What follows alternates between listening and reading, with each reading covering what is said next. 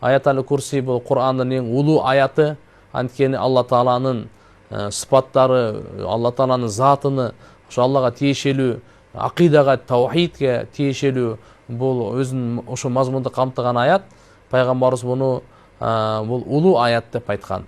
Аллаху ла илаха илля хувал хайюл кайюм ла та'худуху синатун ва ла наум лаху ма фис самавати ва ма фил ард من ذا الذي يشفع عنده إلا بإذنه يعلم ما بين أيديهم وما خلفهم ولا يحيطون بشيء